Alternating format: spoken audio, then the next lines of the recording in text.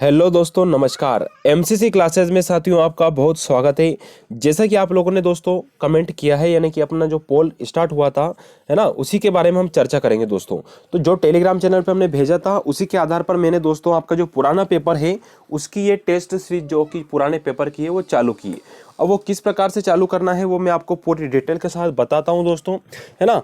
अब बात करते हैं जो पहला पेपर है, हम जीके के सिर्फ जीके के ही इसमें सॉल्यूशन देखेंगे दोस्तों, ठीक है। तो बात आती है जो पहला प्रश्न है ना, इसमें ये आपको बता दूं दोस्तों, जो पेपर है आपका ये है एमपी पुलिस कांस्टेबल का 2017 में जो हुआ था। जितने भी पुलिस के पेपर हुए दोस्तों पुराने, डेली आपके सुबह मॉर्निंग में यह वीडियो आएगा। बाकी जो लेक्चर चल रहे हैं आपके जिलेवार या फिर विविध के जो लूसेंट के चल रहे हैं वो आपके कंटिन्यू शाम को मिल जाएंगे दोस्तों। तो बात करते हैं, ये सबसे पहला पेपर है दोस्तों जो 19 अगस्त को हुआ था 2017 में, ठीक है। यानी कि 9 बजे का आपका पेपर है सुबह का, ठीक है। तो ये पहला पेपर है, इसको अच्छे से कृपया एनालिसिस कीजिए। मैंने क्या किया इन पेपर में, पुराने जो दे रखे वो सॉल्यूशन तो आपको मिलेगा यहाँ पे देखने को, लेकिन जो अपडेट है करंट अफेयर के तौर पे वो मैंने अपडेट करके यहाँ पे आपको समझाना है। तो आइए दोस्तों, जल्दी से चैनल को शेयर जरूर कर दीजिएगा, है ना। जब तक आप शेयर नहीं करेंगे तब तक मैं मोटिवेट कैसे होऊंगा, है ना। और जितने लोग देखते हैं प्लीज इसको थोड़ा लाइक जरूर करें। अब यहाँ पे पहला प्रश्न रीजनिंग का है दोस्तों, इसको हम स्किप करते हैं, अगले प्रश्न पे आते हैं। प्रश्न आता है दोस्तों हमारे लिए, जो प्रथम प्रश्न है आपका, है ना, मेरे ख्याल से दिख रहा होगा आपको, ठीक है। पहला प्रश्न आता है कि मानव अधिकार दिवस कब मनाते हैं। तो मानव अधिकार जो दिवस मनाते हैं दोस्तों, ये मनाते हैं हम 10 दिसंबर के दिन। कब मनाते हैं दोस्तों? 10 दिसंबर के दिन हम मनाते हैं। मैंने दिवस वाली लिस्ट आपको दे दी है, यानी कि आपको वीडियो बना चुका हूँ ट्रिक के माध्यम से, ठीक है। तो 10 दिसंबर याद रखना है। अब बात करते हैं 10 दिसंबर 1948 को दोस्तों, जो संयुक्त राष्ट्र महासभा ने दोस्तों इसको विश्व के मानव जाति के लिए संपूर्ण अधिकार के लिए घोषणा पत्र लागू किया था, है ना। कब किया था ये? 10 दिसंबर 1948। तो वही 10 तारीख यहाँ पे ले लिए, तब से ये स्टार्ट हो गया क्या? मानव अधिकार दिवस। तो आपको याद रखना है कब से स्टार्ट हुआ? 1948 से। और भारत देश ने कब इसको ये चीज लागू की है दोस्तों, एक कानून के रूप में बना दिया है। आप जानते हो मानव अधिकार दिवस मनाते हैं अपन, ये है आपका 1993 में भारत देश ने स्टार्ट किया। तो 2 तारीख याद रखना है, 1948 में आपका संयुक्त राष्ट्र महासभा ने किया था, यानी संपूर्ण विश्व में, और 1993 में हमारे भारत देश ने ये लागू कर दिया और इस पे कानून भी बना दिया, एक आयोग बना दिया, ठीक। दूसरा प्रश्न आता है मेरे दोस्तों, अगला प्रश्न अपन देखते हैं, है ना। इसका आंसर हो गया 10 दिसंबर। फिर आता है कि विदिशा किस नदी के तट पर स्थित है।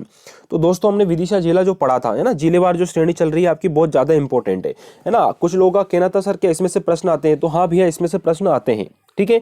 कैसे आते हैं कि विदिशा नदी के तट पर कौन सी नदी बहती है भैया? तो ये बहती है बेतवा नदी, ये आपको अच्छे से याद होना चाहिए। इसी पे हलाली बांध बना है दोस्तों, है ना। सम्राट अशोक सागर जो परियोजना चल रही है वो बेतवा नदी पे चल रही है, कहाँ पे? विदिशा में। तो ये भी अपने लिए इंपॉर्टेंट है, ठीक है। दूसरी बात करते हैं दोस्तों, यह मालवा के उपजाऊ पठारी क्षेत्र का एक पूर्व उत्तर हिस्सा है। कौन सा हिस्सा है? पूर्व उत्तर हिस्सा। तो ये आपको याद रखना है, यहाँ पे 2 नदियां हैं, ठीक है। एक तो नदी है आपकी कौन सी? बेतवा, और दूसरी बेस नदी भी यहीं पे बहती है, ठीक है। बेस नदी, ये आप नोट कर लीजिएगा, क्योंकि विदिशा की दोनों इंपॉर्टेंट नदियां बेस और बेतवा। और विदिशा को हम जानते हैं बेसनगर, भेलसा या महाबलिस्तान कहते हैं। और विदिशा जिले का जो नाम रखा गया मेरे दोस्तों, वो सन 1952 में हमारे प्रथम राष्ट्रपति डॉक्टर राजेंद्र प्रसाद ने रखा था, ठीक है। ये चीज आपकी यहाँ से हो जाती है। और सम्राट अशोक की पत्नी माया देवी, है ना, ये भी यहीं की थी दोस्तों, कहाँ की? विदिशा की रहने वाली थी, ठीक है दोस्तों। आगे बात करते हैं, अगला प्रश्न आता है आपका, इतिहास के अनुसार, ठीक है, किसने ग्वालियर की स्थापना की। तो दोस्तों बता दें, ग्वालियर की जो स्थापना की थी इतिहास में, वो की थी सूरज सेन ने। किसने की थी? सूरज सेन ने। ये की थी लगभग 8वीं सदी के आसपास, ठीक है। एक प्रश्न हो गया। हालांकि इसमें जो निर्माण कार्य किए गए दोस्तों, इसमें अंदाजा कैसे लगाया गया कि सूरज सेन ने करवाया? क्योंकि यहीं पे कुंड है जिसका नाम है सूरज कुंड। क्या नाम है मेरे दोस्तों? ये सूरज कुंड, आपको याद रखना। ये प्रश्न आ चुका है पहले, है ना, एसआई के पेपर में, कि सूरज कुंड कहाँ पड़ता है। तो ये पड़ता है ग्वालियर के किले में दोस्तों, है ना। और ग्वालियर की स्थापना की थी सूरज सेन ने, कब की थी? लगभग 7वीं 8वीं शताब्दी के आसपास, ठीक है। यह किला दोस्तों गोपांचल नामक पर्वत पर भी स्थित है, ये भी आपको याद रखना है ना, गोपांचल पर्वत, ठीक है मेरे दोस्तों। ये इंपॉर्टेंट हो गया। दूसरी बात करते हैं ग्वालियर के ही दोस्तों बेहट गांव से तानसेन है, ठीक है, जिनका वहां पे मकबरा बना हुआ है, ठीक है। घाटी गांव अभ्यारण्य भी ग्वालियर में है। ठीक है। ग्वालियर के किले को जिब्राल्टर ऑफ इंडिया कहा जाता है दोस्तों, है ना, या किलों का रत्न भी कहा जाता है, ये भी आपको याद रखना है। कुछ एक्स्ट्रा पॉइंट हम लेते चलेंगे, हम इसको स्किप करेंगे क्योंकि ये रीजनिंग का प्रश्न है। अगला प्रश्न आता है दोस्तों, उस टाइम पे दोस्तों करंट अफेयर का प्रश्न बना था। ये क्या बना था कि हमारे जो प्रधानमंत्री दोस्तों श्री नरेंद्र मोदी, इनकी जीवनी है दोस्तों, मोदी एक तारे का तुल्य, है ना, ये बड़ा फेमस चला था। तो इनके जो लेखक है वो है तरुण विजय।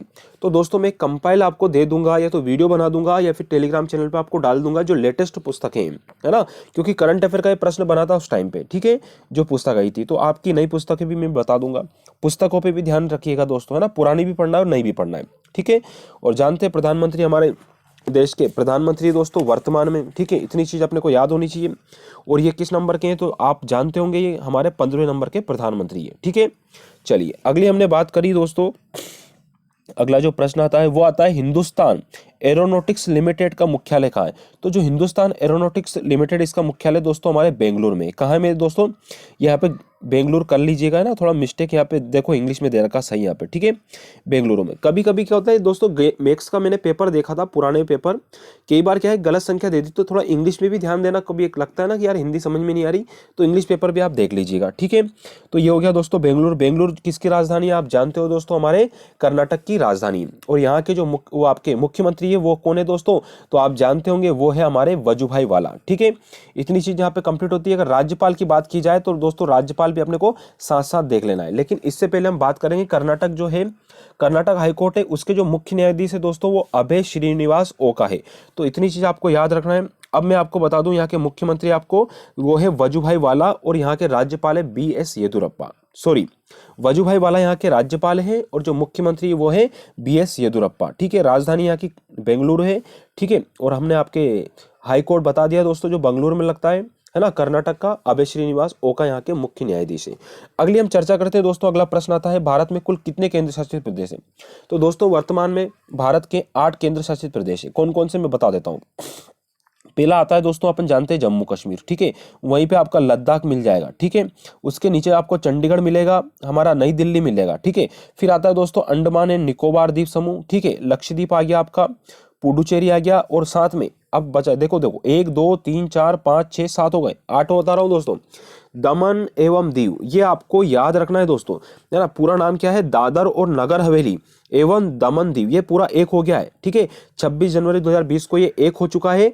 और इसके दोस्तों जो राज्यपाल है, उपराज्यपाल जो बोलते हैं हम दोस्तों, प्रशासक बोलते हैं, वो है प्रफुल्ल पटेल। ये आपको याद रखना है। और इनकी राजधानी जो है दमन दीव, दादर नगर हवेली की दोस्तों ये है आपकी दमन, क्या है दोस्तों, दमन राजधानी। तो ये टोटल 8 केंद्र शासित प्रदेश हो गए। तो थोड़ा अपडेट से बने रहिएगा, जम्मू कश्मीर और लद्दाख के बारे में भी आपको याद होना चाहिए। अगला प्रश्न आता है दोस्तों कि भारतीय रिजर्व बैंक की स्थापना कब की गई। तो मैं बता दूं भारतीय रिजर्व बैंक की स्थापना 1935 में की गई थी। कई बार तारीख भी आ जाती है, तो वो है आपका 1 अप्रैल 1935 को RBI की स्थापना की गई थी, ठीक है। इससे पहले दोस्तों इसको बोलते थे इंपीरियल बैंक के नाम से भी हम इसको जानते थे। तो ये चीज आपको याद होना चाहिए। साथ में जो 5 करोड़ रुपए के साथ इसकी स्थापना हुई थी, है ना, 5 करोड़ की पूंजी के साथ, ठीक है। अगला प्रश्न आता है मेरे दोस्तों, है ना, बने रहिए, प्लीज लाइक और शेयर जरूर कीजिएगा। एक इन्फॉर्मेशन और शेयर कर देता हूं दोस्तों आपके साथ में। यह है दोस्तों परीक्षा ऐप, ठीक है, मैंने डिस्क्रिप्शन में लिंक दे रखी है आपको। ये परीक्षा ऐप से दोस्तों आप MP कांस्टेबल की तैयारी कर रहे हो या सब इंस्पेक्टर की तैयारी कर रहे हो, तो यहाँ पे दोस्तों टेस्ट सीरीज दे रखी है ना, ये आप खरीदे तो ज़्यादा अच्छा रहेगा। बाकी मैं आपको पुराने पेपर करवा रहा हूँ। ये है आपके मॉक टेस्ट, यहाँ पे लगभग आपको 50 मॉक टेस्ट मिलेंगे कांस्टेबल के, ठीक है। ऐसा ही कि आप देख लीजिएगा इसमें, है ना। और इसमें आपको डिस्काउंट चाहिए दोस्तों, तो MCC40 आप यूज करेंगे कोड, है ना। ये कोड यूज करने पर आपको 40% का यहाँ पे डिस्काउंट मिल जाएगा दोस्तों, ठीक है। और कोई इश्यू आता है तो आप प्लीज कमेंट में पूछ सकते हैं दोस्तों, है ना। और प्लीज अगर वीडियो अच्छा लग रहा तो इसको शेयर जरूर कीजिएगा, ठीक है। तो ये बहुत अच्छी सीरीज है, डिस्क्रिप्शन में मैंने लिंक दे रखा है परीक्षा ऐप का, ठीक है। तो वहां से आप जिसके पास डाउनलोड नहीं हो डाउनलोड कीजिए और यहाँ से आप खरीद सकते हैं, है ना। ये पड़ेगी लगभग आपको दोस्तों 168 की पड़ेगी, ठीक है। ये आपको बता दूं 279 की टोटल आती है, जिसमें 40% डिस्काउंट होने के बाद 111 रुपये का डिस्काउंट मिल जाएगा आपको, और 168 की मिल जाएगी, ठीक है। वैलिडिटी आप देख लीजिएगा, ठीक है। कोरोना से लड़ाई घर पे पढ़ाई, ठीक है, ये आपका इसमें दे रखा है। चलिए तो आगे जो प्रश्न आता है मेरे दोस्तों वो आता है अपना कि केंद्र सरकार के वित्त मंत्रालय के जो मुख्य आर्थिक सलाहकार कौन है? तो उस टाइम पे दोस्तों संजीव सान्याल थे। अब मैं बता दूं आपके, अब है दोस्तों अरविंद सुब्रमण्यम। ठीक है, ये वित्त मंत्रालय के मुख्य आर्थिक सलाहकार है, एक चीज। दूसरी बात बता दूं, वित्त मंत्री कौन है अपने? वित्त मंत्री और कॉर्पोरेट मंत्री एक ही है, निर्मला सीतारमण। ठीक है, ये राज्यसभा सांसद है कर्नाटक से, निर्मला सीतारमण। दूसरी बात करो वित्त सचिव कौन है? तो अजय भूषण पांडे अभी क्या है दोस्तों आपके वित्त सचिव है। ठीक है, इतनी चीज यहाँ पे कंप्लीट होती है। आगे हम देखते हैं दोस्तों, कर्नाटक के बारे में पढ़ चुके हैं। फिर आता है संस्कृत के लिए दोस्तों, क्या होता है कि 2014 में साहित्य अकादमी पुरस्कार के विजेता का नाम क्या था? तो ये था प्रभुनाथ त्रिवेदी। ये तो एक चीज हो गई। दूसरी हमने बात करी 2019 में किसको मिला सर? तो ये मिला था दोस्तों पेन्ना मधुसूदन को। किसको मिला दोस्तों? पेन्ना मधुसूदन। ये पेन्ना मधुसूदन को यह पुरस्कार दिया गया 2019 में। ठीक है, किसका? साहित्य अकादमी पुरस्कार संस्कृत के लिए। ठीक है, देन उसके बाद आता है दोस्तों, किसने ओरछा के चतुर्भुज मंदिर का निर्माण करवाया? ओरछा आप जानते हैं दोस्तों, हमारे 52वां जिला बना है दोस्तों निवाड़ी। कौन सा बना मेरे साथियों? निवाड़ी जो जिला बना है वहीं पे ओरछा तहसील आती है। निवाड़ी में 3 तहसील है आपकी, एक पृथ्वीपुर है, ओरछा है और निवाड़ी। ठीक है, ये याद रखिएगा। इसमें ओरछा है, ओरछा में चतुर्भुजनाथ का मंदिर है दोस्तों, ये बुंदेला राजपूत राजा ने बनवाया था। ठीक है, तो बुंदेला राजा राजपूत ने इसका निर्माण करवाया था, ये आपको याद होना चाहिए। और ये निवाड़ी जिला है ना, टीकमगढ़ जिले से अलग हुआ है, जो कि सागर संभाग में आता है। फिर आता है दोस्तों विंध्याचल श्रेणी में सबसे ऊंची चोटी। तो विंध्याचल चोटी की सबसे ऊंची जो चोटी है दोस्तों विंध्याचल श्रेणी में, वो है गुडविल चोटी। कौन सी है? गुडविल पीक या गुडविल चोटी बोलते हैं। इसका हिंदी में नाम है दोस्तों सद्भावना। क्या है मेरे दोस्तों? सद्भावना। सद्भावना चोटी क्या है मेरे दोस्तों? सद्भावना चोटी आपको याद रखना है। ये लगभग 300 से 650 मीटर के आसपास ऊंची चोटी है, गुडविल चोटी विंध्याचल श्रेणी की। ठीक है, ये आपको याद रखना है। और वैसे तौर पे बात की जाए तो अमरकंटक चोटी है, जिसकी ऊंचाई 1048 के आसपास है। ठीक है, पर इसमें जो ऑप्शन है उसमें क्या है? सद्भावना चोटी, जिसको हम इंग्लिश में बोलते हैं गुडविल पीक या गुडविल चोटी। ठीक है मेरे दोस्तों, अगला प्रश्न आता है, वीडियो लाइक अच्छा लग रहा है तो लाइक और शेयर जरूर कीजिएगा। मैं दमदार मसाले यानी कि दमदार मसाला कौन सा, जो करंट अफेयर है, सब कुछ ऐड करने के बाद बताऊंगा। वीडियो लंबा होगा पर देखना बिल्कुल ना भूलना दोस्तों, है ना। अगला प्रश्न आता है, भारतीय सेना के प्रमुख कौन है दोस्तों? तो उस टाइम पे थे जनरल बिपिन रावत, अब है दोस्तों जनरल मनोज मुकुंद नरवणे। कौन है मेरे दोस्तों? जनरल, है ना, मनोज मुकुंद नरवणे। तो ये है दोस्तों 28वें नंबर के, ये आपको याद रखना है। किस नंबर के हैं? 28वें नंबर के। ठीक है, जनरल मनोज मुकुंद नरवणे है, ये आपको अच्छे से याद रखना है। देन अगला प्रश्न आता है मेरे दोस्तों, यहाँ पे अब एक सीडीएस पद भी बना दिया गया। ठीक है, तो सीडीएस जो पद बनाया गया वो भी आपको अच्छे से याद रखना है। ठीक है, क्यों? क्योंकि वो पहली बार बहुत ज्यादा पूछेगा, है ना, जिसे बोलते हैं सीडीएस पद को। मैं बता दूं यहाँ पे सीडीएस का, ठीक है, फुल फॉर्म भारत के पहले यानी कि चीफ, है ना, बोल दूं मैं आपको, chief of defence staff. Chief of defence staff कौन बने दोस्तों?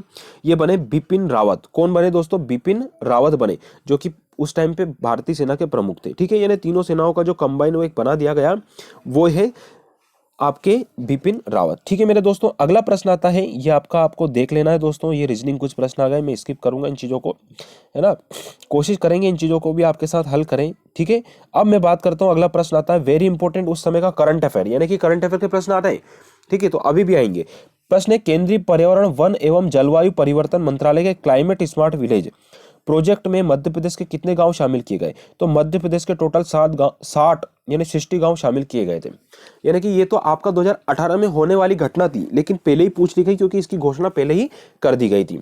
एक बात बता दूं दोस्तों, वर्तमान में वन एवं जलवायु परिवर्तन मंत्रालय जो है किसके पास है केंद्रीय? वो है प्रकाश जावड़ेकर। किसके पास है दोस्तों? प्रकाश जावड़ेकर साहब के पास है, ये आपको याद रखना है। ठीक है, फिर आता है दोस्तों अगला कि भारत की परमाणु सक्षम मिसाइल अग्नि 5 का 2016 में कहां पे परीक्षण किया गया था? यह परीक्षण किया गया था दोस्तों अब्दुल कलाम द्वीप पे। इसका पहले नाम था व्हीलर द्वीप। क्या था मेरे दोस्तों? व्हीलर द्वीप, जो कि उड़ीसा में भुवनेश्वर जो अपना तहसील है दोस्तों, वहीं पे एक जिला है दोस्तों भद्रक जिला, वहां से लगभग 150 किलोमीटर के आसपास के जो एरिया है वहीं पे अब्दुल कलाम द्वीप है, यानी कि व्हीलर द्वीप स्थित है। ठीक है, ये आपको याद रखना है। तो मैंने बताया था विज्ञान और प्रौद्योगिकी के प्रश्न आते हैं, तो इस प्रकार से यहाँ पे प्रश्न आता है। ठीक है, जो लूसेंट 2020 की आपकी लेटेस्ट है ना, उसमें आपको मिल जाएगा। अगला प्रश्न आपका रीजनिंग मैथ्स का आता है दोस्तों, ठीक है, तो इनको भी देख लीजिएगा, वैसे कोई से प्रश्न आपको। अगला प्रश्न आता है कि भारत राष्ट्रीय जो दोस्तों अपना राष्ट्रीय प्रतीक है, प्रतीक पर निम्न में से कौन सा शब्द अंकित है? तो अंकित है शब्द दोस्तों सत्यमेव जयते, यह राष्ट्रीय प्रतीक पर सत्यमेव जयते अंकित है, आपको ये याद होना चाहिए, ठीक है। अगला प्रश्न है आपका रीजनिंग का, यहाँ पे आ जाता है दोस्तों श्रेणी, इस श्रेणी वाले प्रश्न भी अच्छे से कर लेना दोस्तों, क्योंकि अच्छे खासे हैं, इंपॉर्टेंट है, ठीक है। बाकी वीडियो को लाइक कर दीजिए, अपन आगे बढ़ रहे हैं दोस्तों, ताकि आपके प्रश्न बिल्कुल ना छूटे, ठीक है। अगला प्रश्न आता है विभाजन परिषद के अध्यक्ष, तो जानते हैं उस टाइम पे विभाजन परिषद के अध्यक्ष थे दोस्तों लॉर्ड माउंटबेटन, ठीक है, ये आपको अच्छे से याद रखना है मेरे दोस्तों, ठीक है। अगला प्रश्न यहाँ पे देखता हूं मैं, अगला जो प्रश्न आता है यहाँ पे आता है दोस्तों, ये सुशासन दिवस आ गया, यानी दिवस से रिलेटेड आपका प्रश्न आ गया। तो सुशासन दिवस भारत के पूर्व प्रधानमंत्री दोस्तों अटल बिहारी वाजपेयी के जन्म दिवस पर मनाते हैं। अब अटल बिहारी वाजपेयी जी कहाँ के थे दोस्तों? तो ये ग्वालियर के थे, आपको ये चीज याद रखनी चाहिए, ठीक है। नोबेल पुरस्कार भी इनको दिया जा चुका है। दूसरी बात, 25 दिसंबर के दिन इनका जन्म हुआ था, जो मनाते हैं अपन दोस्तों किसके रूप में? सुशासन दिवस के रूप में मनाते हैं, यानी 25 दिसंबर के दिन क्रिसमस भी होता है, ये भी आपको याद होना चाहिए, ठीक है। फिर आता है दोस्तों दिबांग वन्य जीव अभ्यारण्य किस राज्य में? तो ये अरुणाचल प्रदेश में।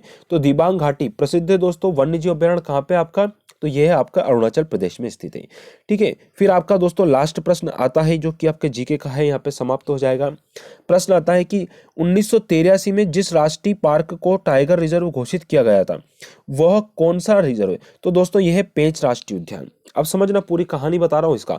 जो पेंच राष्ट्रीय उद्यान है दोस्तों, ये पेंच राष्ट्रीय उद्यान जो नाम पड़ा, वो पड़ा पेंच नदी के नाम पर, और ये नदी उत्तर से दक्षिण की ओर बहती है, ये आपको याद होना चाहिए। पेंच राष्ट्रीय उद्यान में दोस्तों आपने मोगली लैंड सुना होगा, जो मोगली नाम का एक बालक रहता है ना, एक पुस्तक है द जंगल बुक, उसके राइटर थे रुडियार्ड किपलिंग। कौन थे दोस्तों? रुडियार्ड किपलिंग थे, ये आपको याद रखना है। मोगली लैंड के जो एक बालक है, जो कहानी बनाई गई है, वो इनके द्वारा बनाई गई थी, ठीक है। दूसरी बात करूं, इसकी स्थापना जो की गई थी ना दोस्तों 1975 में की गई थी, ठीक है। टाइगर प्रोजेक्ट में 1983 में इसको शामिल किया गया था, ये आपको याद रखना है ना। दूसरी मैं बात बता दूं दोस्तों इसमें कि एक व्यक्ति है जिनका नाम है sir William Henry Sleeman. Sir William Henry Sleeman, इन्होंने एक आर्टिकल लिखा था इसके बारे में, काफी चर्चा में रहा था, तो वो भी आपको याद रखना है। और यहीं पे कृष्ण मृग सर्वाधिक है, कृष्ण जो मृग रहते हैं ना दोस्तों, सर्वाधिक मृग है यहाँ पे, ज्यादा ही प्रसिद्ध है, ठीक है। और इसका क्षेत्रफल लगभग 293 किलोमीटर स्क्वायर है, ये भी आपको याद रखना है। और ये सतपुड़ा पहाड़ी के दक्षिण में स्थित है। अब पेंच राष्ट्रीय उद्यान को इंदिरा गांधी प्रियदर्शनी पार्क भी कहते हैं। क्या कहते हैं दोस्तों? इंदिरा गांधी प्रियदर्शनी पार्क, या फिर इंदिरा गांधी प्रियदर्शनी नेशनल पार्क, यानी राष्ट्रीय उद्यान के नाम से भी हम इसे जानते हैं, ठीक है। ये मध्य प्रदेश में कई बार माना जाता है, यहाँ 83 दिया है दोस्तों, लेकिन 92-93 में भी प्रोजेक्ट टाइगर में शामिल किया गया था, ये भी यहाँ का कहना है। तो ये आपका पेंच राष्ट्रीय उद्यान होता है दोस्तों, जिसे प्रोजेक्ट टाइगर में आपको शामिल किया गया, ठीक है। मोगली लैंड है, रुडियार्ड किपलिंग की पुस्तक द जंगल बुक में इसका जिक्र किया गया है। पेंच नदी के नाम पे पड़ा है दोस्तों, और ये पड़ता है सिवनी और छिंदवाड़ा जिले में, ठीक है। और इसका कुछ हिस्सा महाराष्ट्र राज्य में भी आता है, यानी कि पेंच राष्ट्रीय उद्यान 2 राज्यों में, एक महाराष्ट्र में है, दूसरा आपका एमपी में, यानी कि पूरा फैला हुआ है, ठीक है। तो धन्यवाद साथियों, वीडियो कैसा लगा प्लीज कमेंट करके जरूर बताइएगा। ज्यादा से ज्यादा शेयर कीजिए दोस्तों, मेरा सपोर्ट करो प्लीज, इसलिए क्योंकि मैं भी आपका सपोर्ट कर रहा हूं, ठीक है। दूसरी बात, टेलीग्राम चैनल का लिंक डिस्क्रिप्शन में दिया है, तो वहां से आप जुड़ सकते हैं। धन्यवाद साथियों, जय हिंद, जय भारत। एमपी पुलिस टारगेट हमारा, ठीक है। तो अच्छे से पेपर की तैयारी कीजिए, डेली एक प्रैक्टिस सेट लगाइए, परीक्षा ऐप से भी आप खरीद सकते हैं। धन्यवाद दोस्तों।